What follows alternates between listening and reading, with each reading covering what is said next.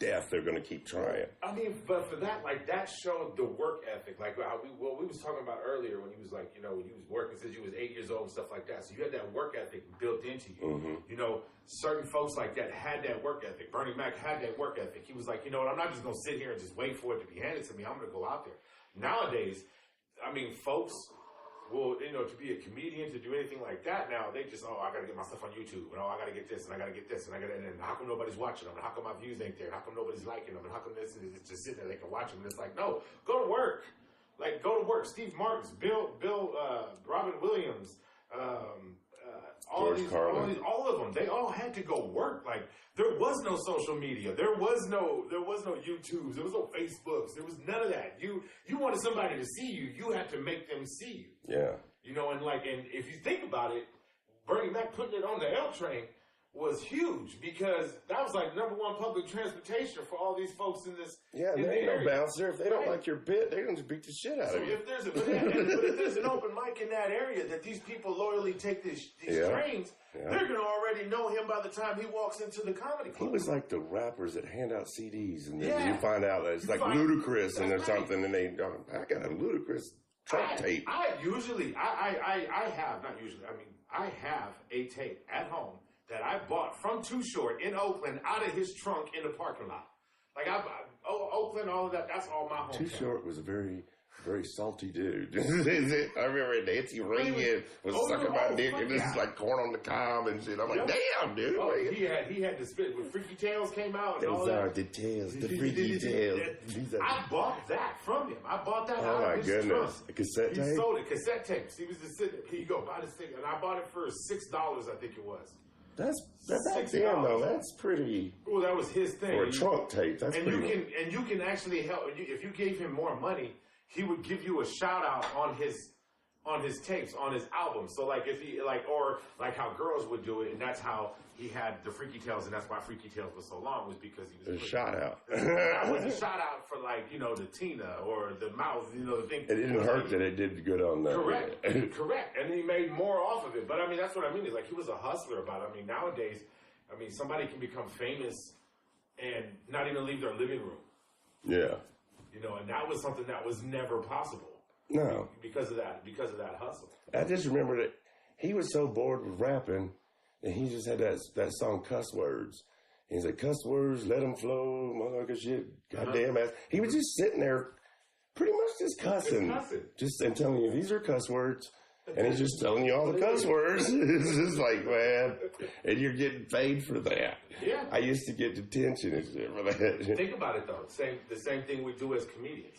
It's the same thing. We get paid for this, like how we was talking about earlier. Like, we get paid to come on stage, tell you how we feel, and walk out and get paid, whether you took offense to it or not. Yeah. I told it on stage like a month ago when I was on stage. I'm like, this is like a great job because I can tell the boss, man, I'm high as shit. And he'll be like, man, you get a drink or something, get that double turkey or something, get on stage and do your shit. This is the only time we get free drinks. You can tell them you're high. You can drink in front of them. And then you can yell at the customer, like, shut the fuck up. And you still get paid. You can ask him to ask the customer to leave. Get this guy out of here.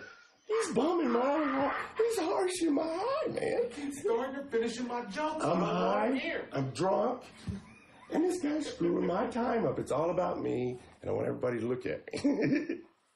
Yeah, this is probably my most favorite job. I've had a lot of jobs.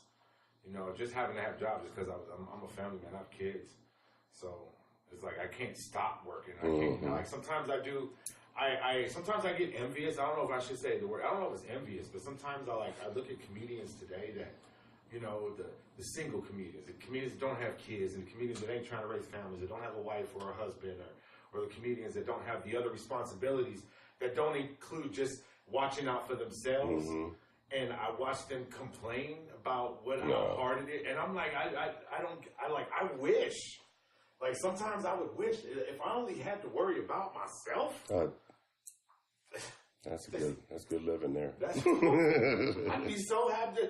I just travel, telling jokes and travel. I only had to worry about myself. I'm good. Your dick would be raw, but you'd be having a smile. That's just me. It's it. But no, I never had that option. I always had 4 mouths to feed at the minimum. That's a lot of pressure that people, when they really take on the responsibility, that's a tough thing to go to bed at night and go, if the power gets cut off, I can go without it, but yeah, I got others that it will influence their life greatly, and they will diminish in their opinion about me. I've gained a lot in the comedy business, about business-wise and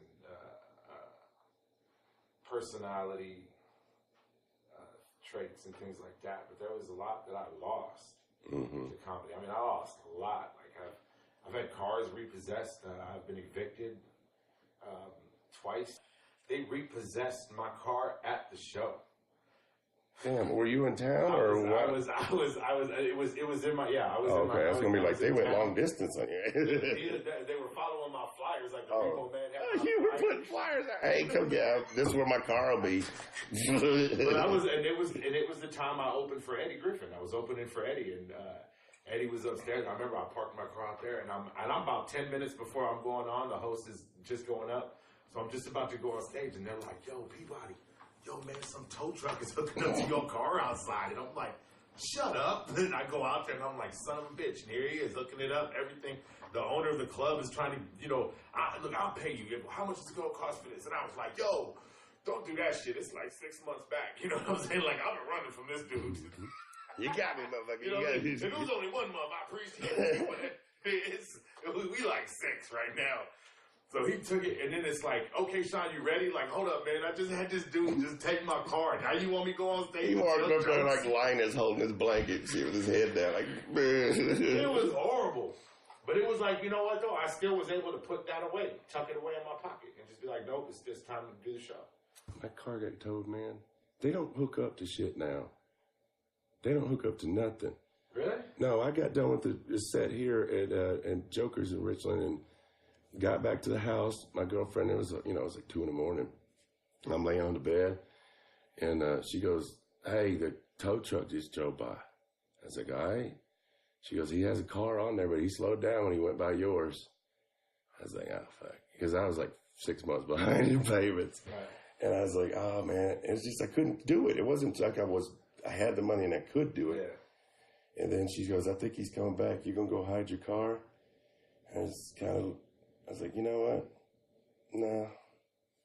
I mean, what do? You can't run forever. No. And then if you get hit in that car, something happens. Yeah, anything. Like I started thinking, I was like, you know what? And she goes, "You gonna get your stuff out?" I said, "It's already been cleaned out for a while." It was.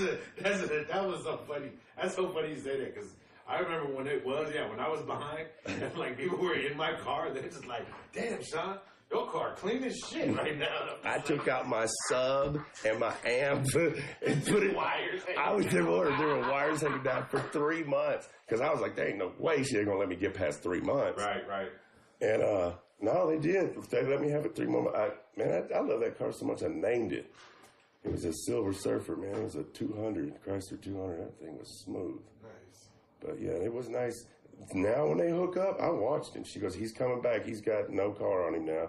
I said, "He's about to." And that joker pulled in front of my car, backed up. Gone. 1 second, boom, gone. Yep. I was like, you don't even have the thing where you... Nope. Wow. Nope. And if you see the new trucks, they actually have them to where they don't even look like a tow truck. It's just a regular pickup truck. They just beam it over the... the tailgate drops down. Oh, my goodness. And then the bars come out hydraulically. So you can't see the bars until... So you might be at Target and park behind a truck, and that's your tow truck. That's what he wanted you to do. And he just pulled up and just blink, and it's gone. And as soon as he lifts you up off the ground, that's You're done. You ain't getting it's it. over. Yep. He doesn't even have to have it tied up or nothing. As soon as he lifts it up, it's his car. Yeah, they've done that with the whole gravity and everything works with itself and the angles and all that. Yeah, they've thought of it, but it was kind of nice because it was like getting the Band-Aid ripped off real fast instead of just watching a guy chain things. And but yeah, I went through some hard times. I watched my cars get repossessed. I got evicted. Me and my kids, we were all living in a fucking hotel room for about 3 months. 3 months we were staying, because there was no way I could just like live out my car. I mean, I have kids. You're like the Will Smith of comedy, because you're like, what's that movie, Pursuit of Happiness? Yeah. Where he has this little boy and they live in a hotel and the IRS takes all his money and they live Subway and pretending. It was bad. I remember sitting inside of my Suburban that I was hiding from the Repo Man. outside in the parking lot, you know, connected to the Wi-Fi, hopefully, so that I can talk to somebody because my data wasn't working because I had to pay by the minute because it was Boost Mobile. Oh, I hated back there, man. Here's a cell phone. It's only $2 a minute. You had those suitcases with them. And it was, and I'm sitting in my truck and I'm thinking about it. You know, my kids, man, fucking blessed. I was blessed with the greatest fucking kids. Now, you had somebody in your life at that time, though, and you don't have to name them, but it has to be inevitable. Somebody was telling you need to give up the comedy thing because you're hurting family or something. Somebody? Yeah, that's what I'm saying. At least one said some stuff that was like, dude, you just ripping out my heart. It was like 6 people telling me that, and it was like, and I couldn't. It was like how we were just talking about. It's like me going into a comedy club. There's no reason why I feel like the anxious or that I feel like I want to be on stage because that's where I need to be. That's where I'm comfortable. Like that's my zone. And it's like there's no way I can get past that. No matter how many times I'm like, okay, yeah, I got to get a job and just get this done, get this done, get this done, and follow this. There's still going to be a huge part of me that's going to be standing there going, you know, shit, I got to get this in. I remember sitting in my truck and just going down there and asking myself, you know, what the fuck am I doing?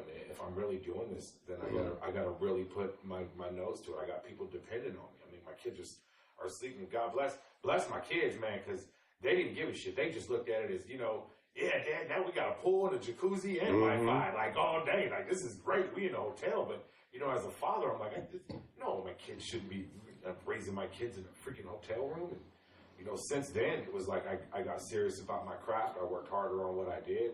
Everything started building up now. Started getting it back to where now, like, that was the best part, was the certain family members that was always telling me that this isn't a real job. Now they're coming to my shows, and they're asking me about guest lists. So it's funny to me when they do. Is that my father asked me that once when everybody came down for my show. When I was on stage, I put him on spot. I put him on blast. He was sitting right there with everybody. My aunties, my mom, everybody was in the audience. And I'm sitting there going through a packed out house. It was at Last Unlimited in Sacramento. Packed out all the way to the back of the room. And my dad's sitting there, and I was like, you want to know something? I said, this is my father right here. I said, stand up, Pops. And Pops stood up, and he was waving. Everybody clapped for him. I said, you know, my Pops used to always give me, he called me before this show happened. He said, Sean, do you have a guest list? And I was like, a guest list? And he was like, yeah, you know, so I mean, you go, so I can get a ticket. And I said, oh, no. I said, no, Dad, see, tickets are $25. So he was like, oh, you want me to buy a ticket? I was like, oh, yeah, this is a real job. You have to buy a ticket, Dad. Like, you have to do it. And he sat there. People in the audience was like, did he buy a ticket? And no, Sean got me in. No, you should have paid. I didn't tell you, but you owe me $25. That wasn't free. You don't know. But I mean, and it wasn't.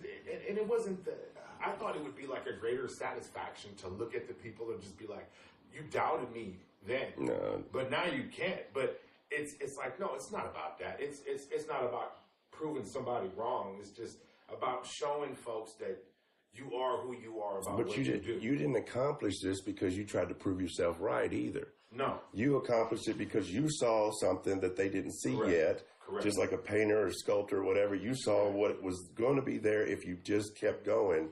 Yeah, they just didn't see the whole picture that I was already seeing. And then when they did, they was like, oh, snap. Like, yeah, you playing here, you playing here. Okay, do your thing, Sean. I was like, see, this is what I was trying to show y'all. And y'all was making fun of me like this wasn't real. Shut your mouth every once in a while. You know, I can't see you on TV. Click.